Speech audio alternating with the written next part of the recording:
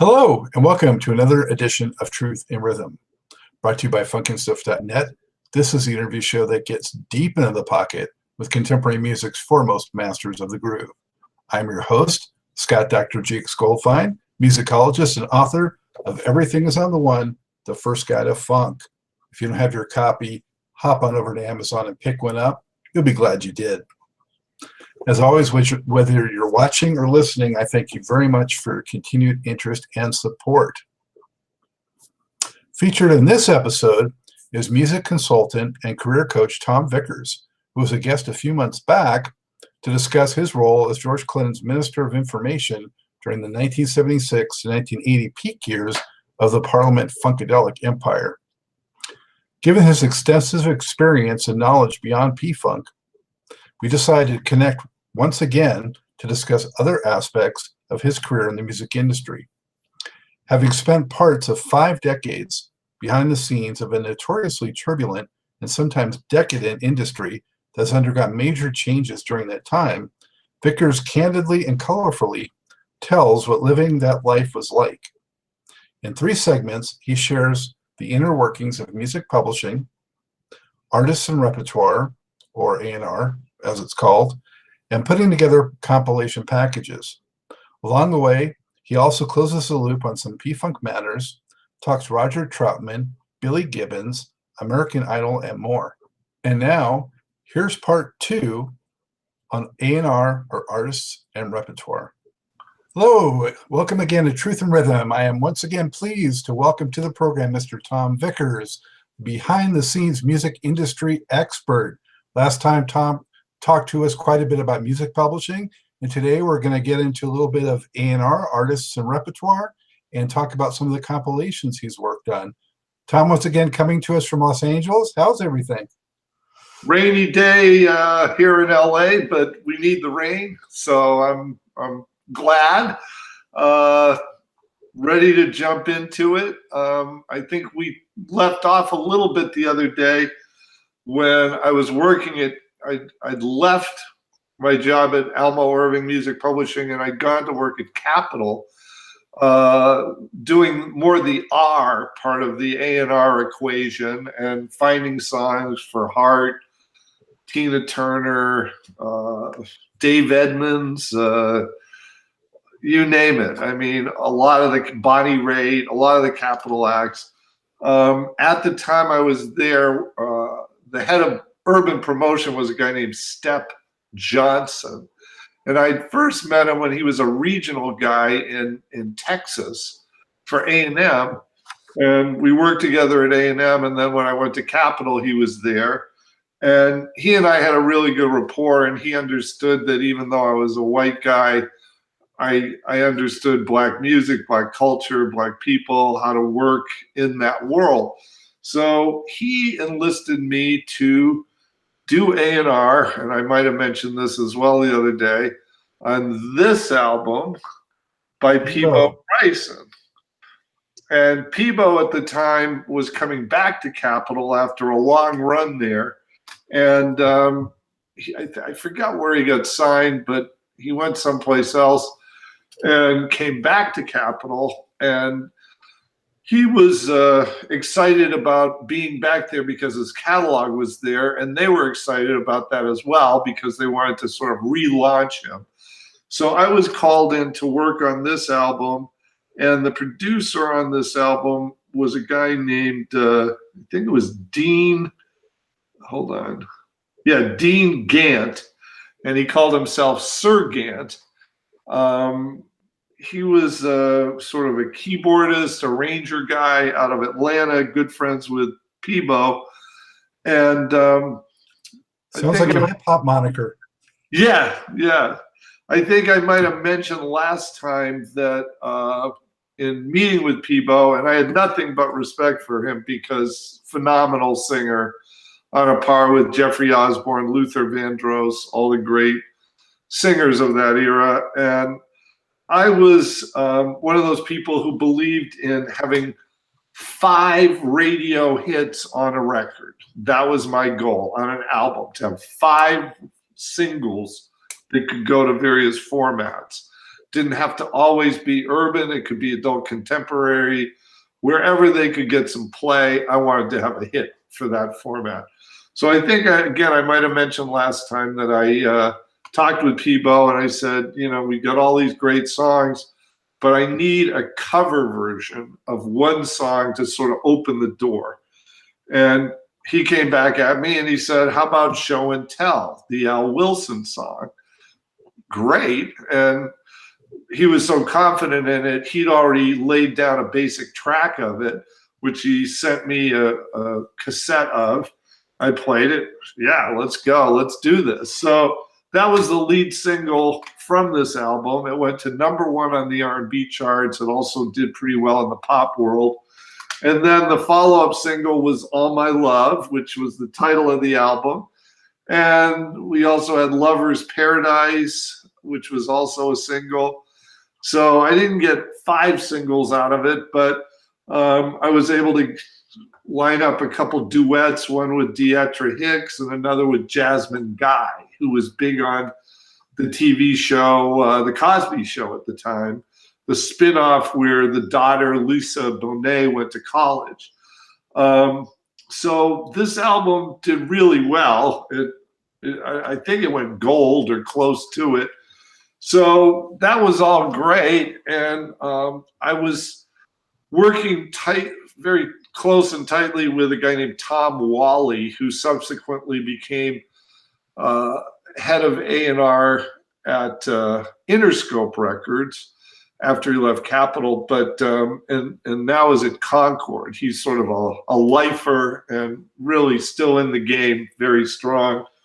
And I had this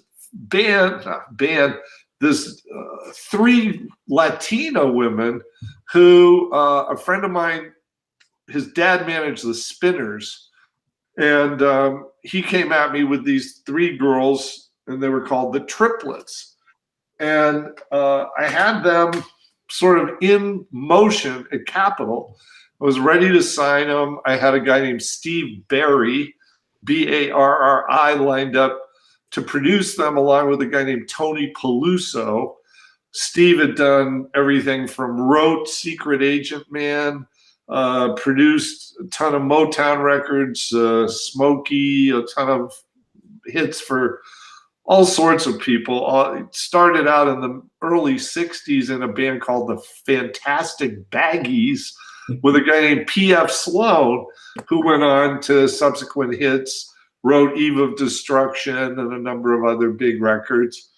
So at any rate, I had these 3 Latina girls, and I wanted to sign them to Capitol, and we had a showcase. We flew them out, and I got the okay from Tom Wally, and yeah, we're going to sign them. This is great, So this is my first signing. I'd done the Peebo project. They were pleased with me. I'd found hits for people.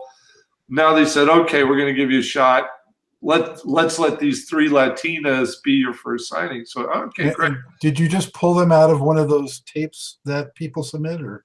Yes and no, a little bit. I mean, because I had a relationship with their manager, he had kind of steered it to me. And then once I heard it, I went, yeah, let's go. So I was all ready to sign them. I mean, we were in the process of, starting contract negotiations and all that stuff when I get a phone call from Tom Wally, who says, hey, can you come into my office? And I'm wondering, did I do something wrong? Is he pissed off? So I go into his office with a little bit of fear and trepidation that maybe something didn't work out or whatever. And I said, he looked really glum and downcast. I said, man, are you okay? What's wrong? He says, I just got let go. I said, what? He said, yeah, there's regime change, and I'm out of here. And I said, well, that's not great news. I'm sad for you. What are you going to do? And he said, well, I'm going to take some time off. I got a little time I want to spend with my family. And I said, well, I feel bad for you, but I got to ask you this question.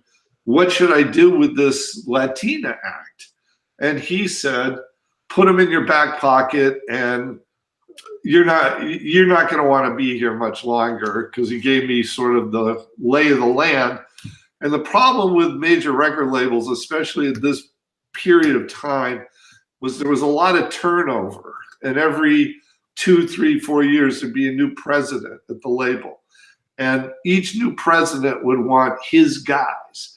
And A&R being as an important aspect of the overall music production world, the first person anybody would hire when they came in as a new president would be a new head of A&R. So Joe Smith, who was a legendary character from Warner Brothers and then Elektra, he was sort of the chairman of Capitol at the time. They were searching for a president, but in the meantime, he made this guy, Englishman named Simon Potts, head of A&R. And it's not that I didn't get along with Simon, we got along fine, but he had his own agenda, and his agenda wasn't exactly my agenda. So at any rate, I'm like, now what? I'm still finding songs and doing what I do. But then I got a call one day from one of my best friends, a guy named Ed Eckstein, who's a legendary music executive, started Wing Records, signed Vanessa Williams, Tony, Brian McKnight, and had worked with Quincy Jones for years prior to moving into Mercury in the corporate record world. He and I were very close, and he said, "Hey man, I got Lakers Bulls tickets tonight. Do you want to go to the Lakers game?" And that's like, "Hey, I've got a ticket to heaven. You want to come with me and check out heaven?" Yeah, sure. So this was in the heyday of the Lakers and Showtime. Yeah, it was the stuff. So I said, "Yeah, sure, man." He said, "Look, I'm going to be in Hollywood. I'll swing by and pick you up. Meet me in front of Capitol at 6:30. Okay. He's Billy Eckstein's son? Yeah, he's the son of Billy Eckstein. And his brother, Guy Eckstein, also rose up in the ranks and did a lot of great signings at Verve, including signing the trumpet player Chris Bodie. So at any rate, Ed picks me up. We get in the car. We're in the car like literally 2 minutes. And he says, "So you ready to leave Capitol and come with me?" And I said, "Well, where are we going?" And he said, "They just made me president of Mercury Records." I was like, "Hello. Yes. What's the scene?" He says, "Well, I need a West Coast guy and you're going to be it." Great. And then I told him about the 3 Latina girls, and we listened to their tape on the way to the Laker game. By the time we got to the Laker game, he said, "You're hired. They're signed. Let's go." Okay, great. So I call up my friend who manages them and say, "Okay, I'm leaving here. We're going to Mercury Records, and I want to take the girls with me." Fantastic. Okay. So I leave Capitol. I go to Mercury.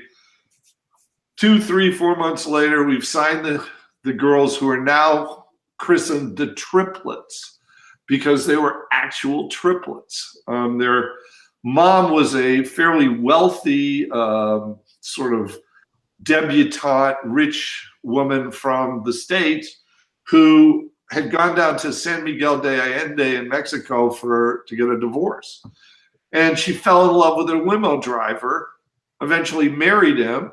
Bam, triplets come out. So these girls are bilingual. They have what I think is one of the best singing blends, which is what I call sibling harmony.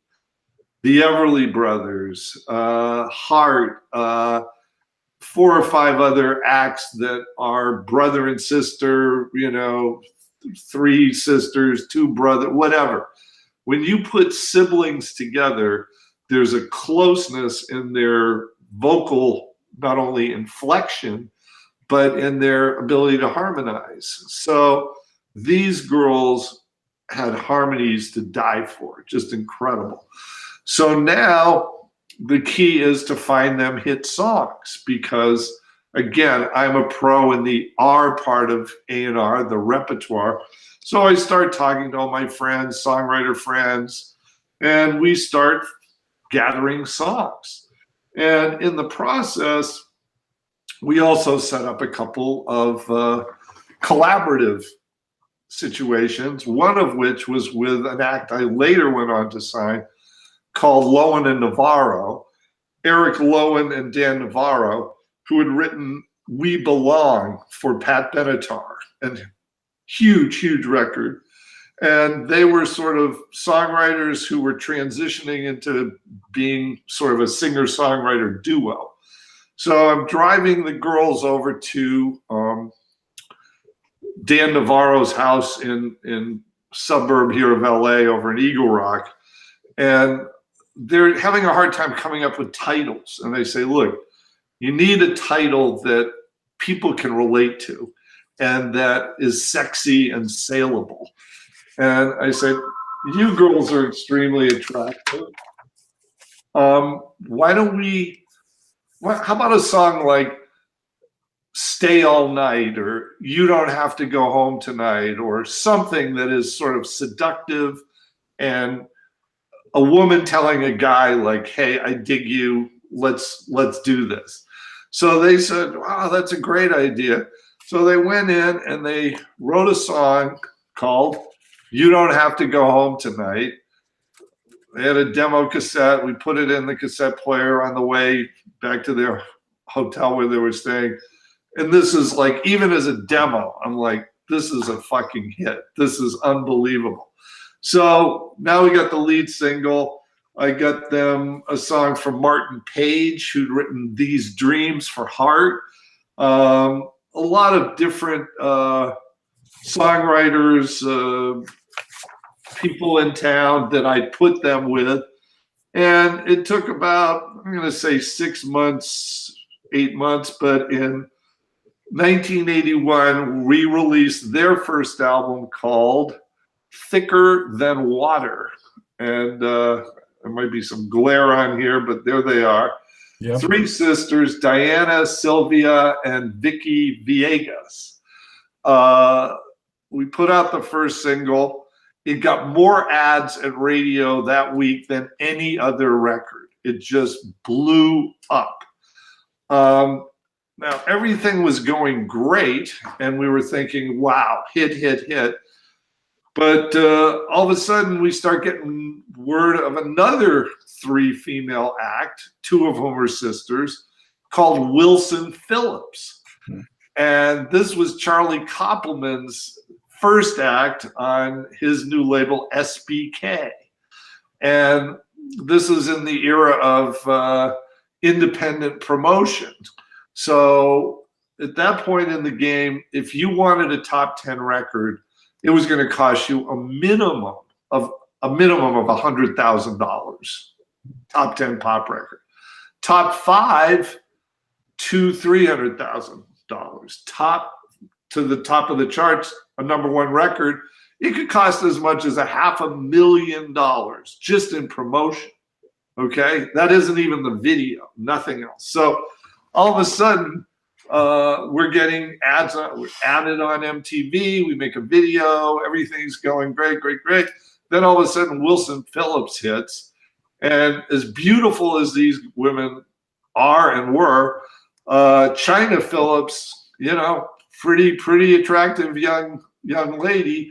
And with the legacy of, Brian Wilson's daughters, along with John Phillips' daughter, along with SBK spending money like it was water, all of a sudden, despite getting more ads at radio, everything on an upward, spike, Wilson Phillips just like boom, boom, boom. And before you know it, Wilson Phillips has the #1 record, and we sort of peak at number 10. Okay. So a little disappointed, So then we put out the second single, which was called Sunrise. And that was more of a mid-tempo adult contemporary song. And we got that to number 5 on the adult contemporary charts. And then we did maybe one other single off of here But in the meantime, I was thinking, these girls are bilingual. Why don't we do the album in Spanish as well? And this is pre Enrique Iglesias, Ricky Martin, pre any of that. Gloria Estefan is the only act who had really taken off Spanish at this point. So I call up the head of international and I said, look, we had 2 top 10 singles. Why don't I have them do the vocals in Spanish and we'll release a Spanish album? So the head of international, this is at Polygram Records in 1981, says to me, why would you want to do that? And I'm like, well, because they're Spanish, because it's a huge market, because oh, no, I don't think that's a good idea. I said, really? And she said, yeah, I don't know. No, I'm not interested. Meanwhile, I'm talking with a friend of mine over at Capitol Records, and he says, we think it's a great idea, and we will pay for the recording in Spanish, and we will release it. And even again, two different labels with the same act, and here's the Spanish version of the Triplets. So this had a fairly good run at Hispanic radio. So I'd say between English and Spanish, we probably got close to a gold record out of these 2 girls. You said that was 81 or 91? Oh, no, excuse me, 91. Yeah, okay, good. Yeah, 91. I'm sorry. So at any rate, this is going along well. We're getting ready to make the second album. And the powers that be at Mercury sort of decided, we're never going to beat Wilson Phillips at this indie promotion game. They're spending money like it's water. We love these girls. We think they're great. But just as we're about to start recording, they say, no more Triplets. We're dropping the Triplets. I'm like, oh, man. And this is an act with some cachet, some sales, everything else. They just looked at everything and said, nah. So were they able to get out and tour at all? They did. They opened up for Kenny Loggins on a number of dates. They did pretty well out on the road. I saw them here at the Greek Theater, and one of the girls in the group was this absolutely gorgeous gal named Diana, and guys are calling out in the audience, I love you, Diana, stuff like that. So they had, again, like if you parked your car in LA and it was a Hispanic guy who'd take your keys to park the car, I'd say to him, hey, do you want a Triplets album? He knew who they were. Are you kidding me, man? Yeah, sure. He'd take it. He was totally in. So it was a source of pride, especially in the Latino community here in LA, that these girls did so well and made some noise. I was bitterly disappointed when all this went down, but in the meantime, I'd found a gal over in England, a very young singer-songwriter who was trained as a ballet dancer, but had an incredible lyrical gift, and her name was Lauren Christie. So here is her first album. I signed her to Mercury. I went over to England a number of times, brought her to the States to sign her and make her record with Tony Peluso. And we had a top 10 single at adult. We actually had like 2 top 10 singles at Adult Contemporary Radio. She was nominated for Best New Artist at Adult Contemporary at the American Music Awards. She was 22, 23 years old. Absolutely beautiful, beautiful woman. We got her on the Jay Leno show. She went out with Kenny Loggins and 1 or 2 other acts and did some touring. Everything was going well with her. She was very, how would I say it, British and sort of classy in the way that, say, Lorde or Ellie Fanning or some of these artists that are out now. She was sort of like that. So we're getting ready to make the second album. And on the first album, she said, no guitars. I want I don't want any screaming guitars, everything subdued, keyboards, acoustic, stand-up bass, blah, blah, blah, very low key. Okay, great. So now she's lived in America for a year and a half and seen the record biz, and Alanis Morissette was taking off. And she said, I want guitars. I want to shred on this next album. And I tried to talk to her and say, look, we made all these inroads at adult contemporary. Why don't we stay on that path? And she said, adult contemporary, it's not very hip. I want to be more hip, more cutting edge. Okay. So we started her second album. It was called Breed. Here is that album. This was again on Mercury. And again, edgier, a lot more guitars, all this stuff. And as much as I love a lot of the songs on this album, there are a lot of great, great songs because she's a gifted lyric writer. The adult contemporary crowd felt sort of like, oh, kicked to the curb. Like, why did you leave us, And the alternative rock crowd, she was now trying to get on K-Rock and various hip alternative stations. They were like, yeah, but you were just an AC artist. How can you now be an alternative rock artist? So needless to say, the stars didn't align perfectly. And once again, adios muchachos, she was dropped. So at this stage in the game, I had what I called a mid-rock crisis. I was in my mid-40s. Grunge was coming in. And even though, again, as I said before, anybody who has a hit, I am proud of. You guys are real, blah, blah, blah.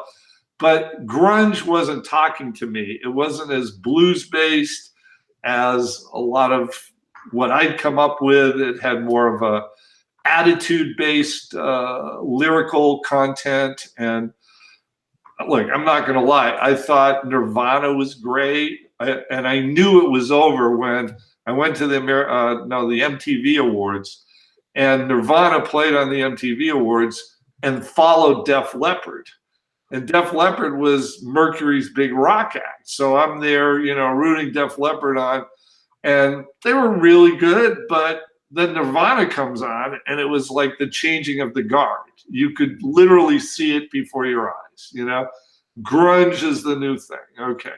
So I have this mid-rock crisis, as I called it. And at the same time this is happening, a new radio format is coming called Americana, or Triple A, it became known as.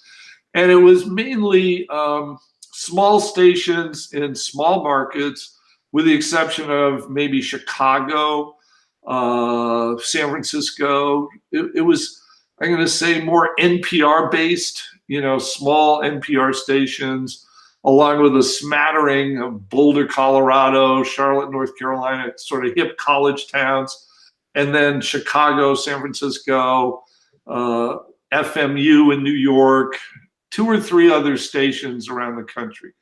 So I came up with this idea to sort of sign singer-songwriter-based acts, and I talked with my friend Ed Eckstein, and he said, well, we've got a label that's dormant called Parachute, which is a good name, sort of like Asylum, to put these type of acts. Why don't we reactivate that label as an adult singer-songwriter, AAA format? Okay, great. So I go back to the guys who I put with the Triplets to write You Don't Have to Go Home Tonight. And I talked with them and said, here's the good news. I want to sign you. Here's the bad news. Total budget, all in, $30,000. This is 1994. When people are spending $500,000 on an album, I'm offering these guys 30 grand.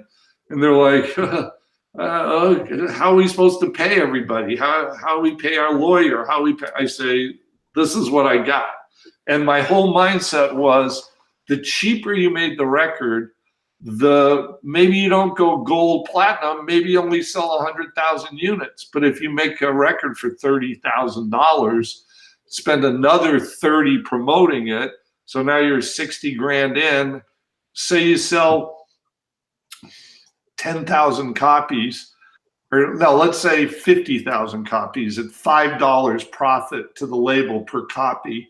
That's 250 grand you've just, generated. So I talked with Eric Lowen and Dan Navarro, and they agree, and we get this producer named Jim Scott, who went on to win a Grammy with I'm going to have a hard time remembering their names. The gals Natalie Maines, who spoke up against Bush, I'm Not Proud of Texas. What were their names? I can't remember. At any rate, Jim Scott went on with them. He worked with Tom Petty. He was a name engineer moving into production. So we signed Lowen and Navarro and made this album called Broken Moon.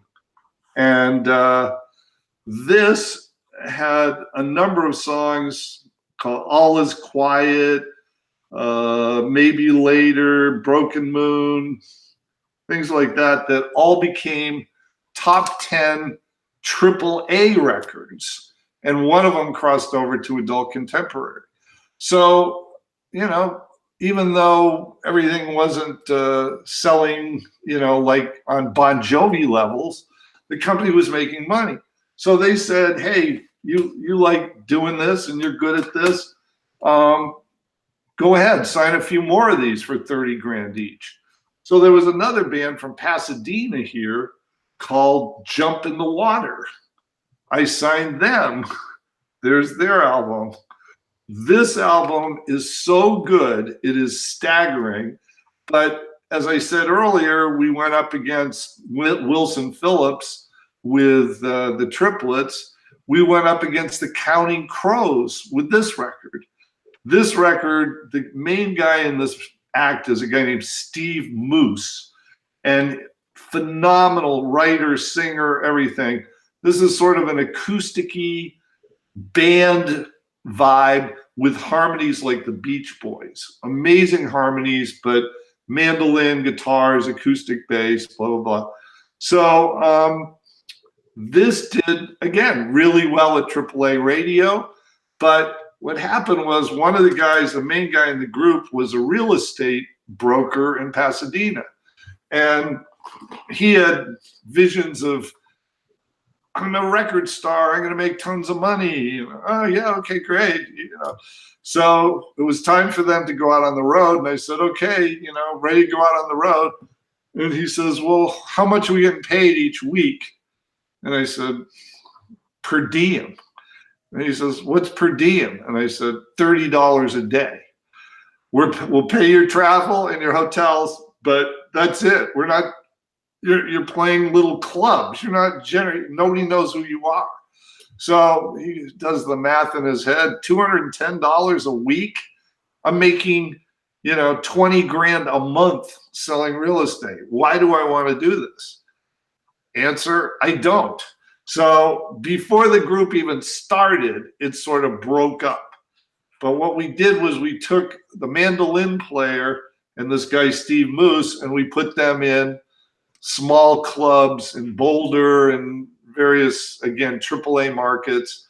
And we made some noise and, some stuff happened, but it wasn't anywhere near what it should have, could have, might have been if I'd had a real act to promote.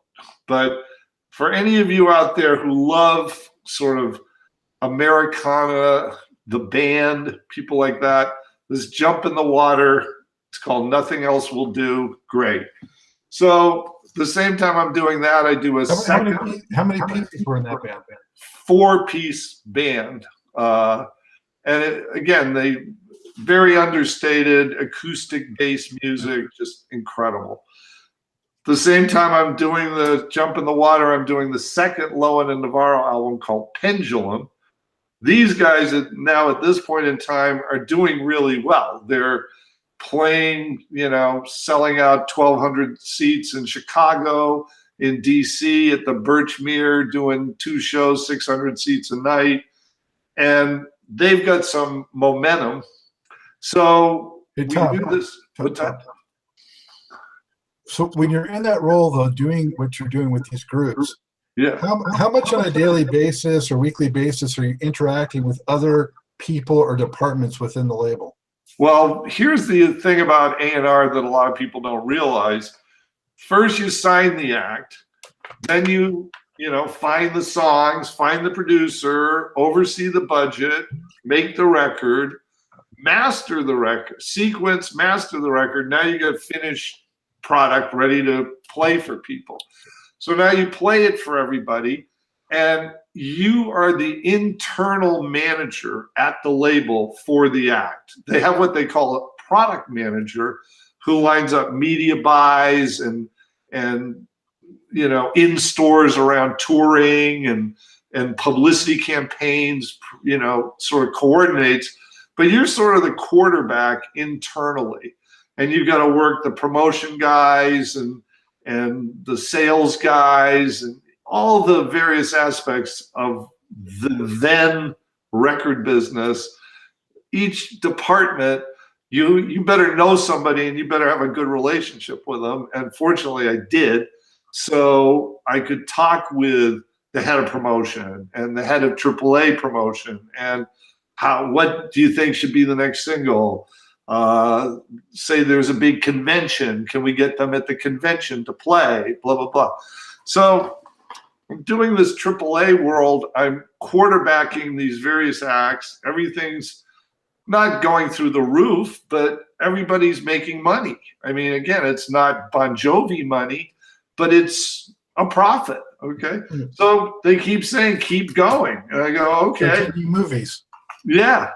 So next up, I had a friend in New York named Alex Forbes, who is a songwriter of some renown, wrote Don't Rush Me, which is a song I found through her and placed with Taylor Dane, had a #2 pop hit with her.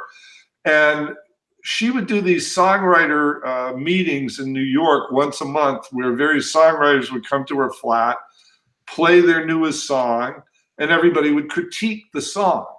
And it was sort of a way for up-and-comers to kind of get feedback, meet other writers, blah, blah, blah. It was sort of like a salon for songwriters. So I was there one night, and these were in New York, and I really just, how would I say it, otherworldly presence comes into the room. And everybody's playing and singing, and she's kind of sitting back and taking it all in, not really contributing a whole lot in terms of critique, but being very positive and excited to be there. And so she says, after everybody's done their bit, Alex says, well, we have one last person here. This is a woman named Jane Kelly Williams. Jane, do you want to do a song? Okay. So this otherworldly presence pulls out a guitar, starts singing, and within about 2-3 minutes, I look around, everybody is spellbound. They're just like, oh my God, who is this? Okay, so she finishes her song, and I go, you are incredible. You are absolutely amazing. Now, the first time I saw her was while I had Lauren Christie, and I was signing big name acts and, trying to do that. Now I had this parachute label. So I came back to Jane and I said, you are another level of talent entirely. I want to sign you to a record deal. And she was like, oh, wow, fantastic. $30,000. Okay, I guess. So I had to go around and find a producer who would work with her for that little money. And I found Ben Wish, who was a producer who had just come off Mark Cohn Walking in Memphis. Had a #1 hit with that and Grammy kind of prior to that, using video cassettes as the storage capacity for music. And you could do things was sort of what, all the digital technology of today is morphed into. This was the baby step for that stuff. Now we're talking, 25 years ago, whatever. So he says, why don't we record this in this church that Jane worked in Manhattan? Great. Can we get permission? The acoustics are incredible, blah, blah, blah. Great. So Jane talks with the minister at the church, and he says, so long as you don't interfere with church services, which are Sunday, during the week, sure. So we record this album, Jane Kelly Williams, Tapping the Wheel is the name of this album. If you go on Amazon and read the reviews, people compare it to Joni Mitchell Blue. This is an amazing album. Jane is from Noonan, Georgia, small town outside of Atlanta. And when she was in high school, she was in a duo group with Alan Jackson. So she had pedigree, she had all of the above, but a very understated person, very spiritual person, and the whole sort of, how do I say it, music biz machinery, she had a hard time dealing with. It was a little too much at times for her to take in. And there were times I had to talk her off the ledge, like, well, Jane, this is how it works. But I don't know. I just don't feel right about it. No, sweetest woman on the planet. I say, Jane, this is it. Like, so she wrote a song on here called Show Me How to Catch a Fish. And we'd send, whenever we finished an album, we had somebody at the label who would send it around to all the different films, TV supervisors. So there was a movie coming out, Jennifer Aniston's first movie after leaving Friends was a movie called Picture Perfect. Okay. And the film music supervisor heard this song, Show Me How to Catch a Fish, and it ended up getting in the movie under the opening credits, which is a huge placement. So Jane saw the movie, called me up, and she said, Tom, I just don't know what to do. And I said, Jane, what's the problem? I just don't know if my music is right for this movie. And I said, Jane, not only is your music right for this movie, this is the perfect platform to launch your career. And I'd say, whatever fears you have about doing this, just swallow your pride, whatever, let's just do this. So she did. And we were able to get some play off of that. But she also had a song called Breaking Into the Past, which was about meeting an old lover, old boyfriend or whatever, who was anxious to get the relationship restarted. And Jane, as the singer, the main character in the song, was, no, that's okay. But the whole concept, breaking into the past, unbelievable. So at any rate, that was a top 10 adult contemporary record. Jane, I saw numerous times, and that same quality she had of sort of just spellbinding an audience. She went out with Lowen and Navarro, and they played the Birchmere, which in Washington, D.C., kind of a folk 600-seat club. Jane comes out, just her on guitar and her husband, who's a stand-up bassist on bass. And people are talking, and you know how it is, opening act, nobody knows who it is. They're talking. So she starts playing, and slowly everybody gets quiet. By the end of the set, she did a song about her brother called Carry Him, which is probably one of the most moving songs I've ever heard in my life. Her brother had a genetic disorder, sort of like MS or cerebral palsy or one of those type of things. And it's sort of a hymn to God about her brother. And the lyric was, carry him for me because I don't have the strength. I need more strength to carry this person. That song she performs, I look around the audience at the Birchmere, people crying crying, okay? Went from, who is this girl? Hey, want another drink? Yeah, to tears. Timothy White, who was the editor at Billboard at the time, loved Jane so much, and he wrote a huge feature about her. The song "Breaking Into the Past" top 10 adult contemporary. The film placement really helped propel her. So that was all good. So now I got, okay, one more act I'm going to sign. Friend of mine in Philadelphia calls me up, and I found this girl in this band who play here in Philly. They're called Sojourn. Oh, okay, what's the bag? Well, come on in and see him. So I go into Philly. They're playing at a small folk club, and there's a girl in the band who, again, has this incredibly pure voice. And they're all kids who grew up in Philly and knew each other, since high school. We start doing research on the band's name, Sojourn. It turns out some other Mormon band had the name Sojourn, so we had to change the name. We changed it to Gray-Eyed Glances, which came out of an Edgar Allan Poe poem, I think. And I recorded 2 albums with them.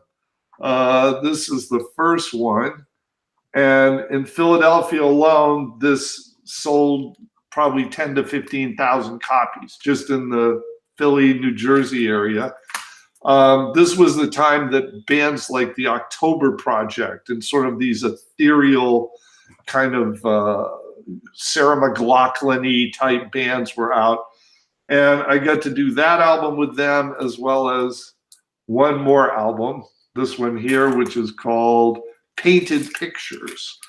Now, unfortunately, while this album was being recorded and in the process of coming out, my friend Ed Eckstein got a call from the powers that be upstairs at Mercury Records, and they said, adios muchacho, you're bye-bye. So I'm like, oh, I've seen this movie before, so fortunately. Was that purely because the numbers weren't being hit that they wanted?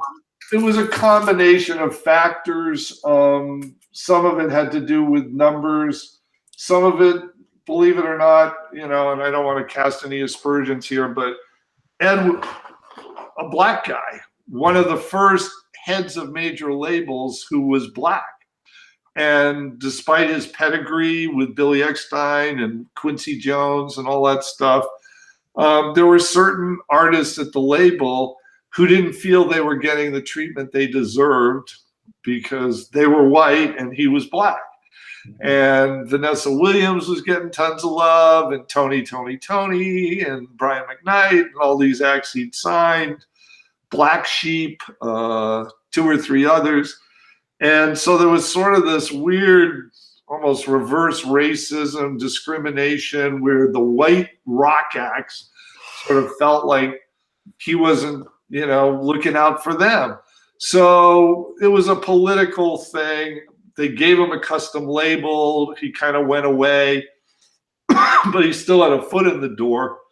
He kind of saw all this coming, and he said to me, there's a weird vibe here. I don't know what's going to happen, but I feel that I'm going to be gone soon. And I said, well, what should I do? And he said, well, I'll tell you what, your contract is up in 2 months.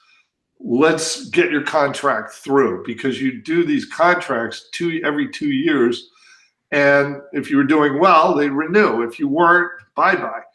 He, and I thank him to this very day, got my contract through, got it signed, and literally 2 months after the contract was signed, delivered, he was gone.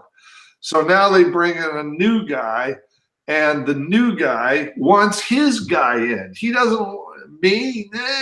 Let's get my guy in.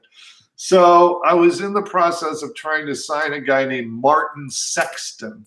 Now, again, this is all singer-songwritery, folky, acoustic-y type music. Martin Sexton has gone on to become a legend in that world. He did 3 albums for Atlantic.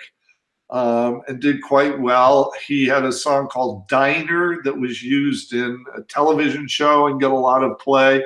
He tours regularly and has an ongoing career. So I'm trying to sign this guy who is an amazing singer, phenomenal singer. How many total A&R people did they have at the label? They probably had about total, I'm going to say 10 or 12, something like that. Maybe 6 in New York or 6 in LA, something like that. 10, 12, something like that. And again, it was all compartmentalized. There was the urban A&R guy, and I was more the pop A&R guy, and there was the alternative A&R guy, and the hard rock A&R guy, blah, blah, blah. So I'm now miserable because my guy is left, but I'm trying to sign this guy, Martin Sexton. And I put him with this writer friend of mine named Ned Claflin. And Ned ended up writing a number of songs with this guy, Martin Sexton. And I'm like, oh boy, I'm going to get this on the label. This would be great. So I'm in, again, negotiations, trying to sign Martin Sexton. And they have a thing called a key man clause, which say you're an artist and you want to sign with me. But you want to sign with me. You like me, trust me, we have a rapport. So say there's a big shift in the label, hierarchy, you don't want me to go away. So they would write in what they call a key man clause, where if I was fired, the artist would be free to go wherever they wanted to go. And they'd be dropped and no harm, no foul. So Martin asked for this key man clause when negotiating his contract. And lo and behold, it didn't happen. He didn't get signed. And putting 2 and 2 together after the fact, I realized that the writing was on the wall for me. They didn't want to sign him and put in the money, time, and effort to record an album, only to have me go away and him go away. So that was when I realized my days were numbered at Mercury Records as an A&R guy. So Ed was gone. It took maybe another 6 to 8 months for me to be gone because I had the Lauren Christie album and the Gray Eyed Glances albums in the pipeline ready to come out. So they held on to me, and I also had a contract in force, so they had to pay me anyway. You were a lame duck. I was a lame duck. So underline the lame part. I was like, oh man, this is so screwed. With that, it's time to wrap up part 2 of this 3-part music industry insider discussion with Mr. Tom Vickers, the man who has, by his own admission, learned how to swim with the sharks without getting eaten and without becoming one himself. A big thanks to him once again for spending the time and sharing his engrossing experiences on Truth and Rhythm. A sincere thank you, as always, to our listeners and viewers on Truth and Rhythm. Be sure to look out for upcoming episodes and catch up with previous installments at funkinstuff.net on YouTube, iTunes, and other leading providers. We want to hear from you. Drop me an email at scottg@funkinstuff.net. Let me know who else you want to see on the show, what you like about it, maybe what you'd like to see changed, anything at all. Hearing a lot more from the viewers and the listeners, and it's a blast, so keep them coming. Lastly, subscribe on YouTube. We need that support. Subscribe through the Funkin' Stuff channel to Truth and Rhythm. Show everybody that you support these artists and the incredible music that they made. Keep the funk alive. And so with that, as always, this is Scott Dr. Jigs Goldfine saying, keep on vibrating to the rhythm of the one.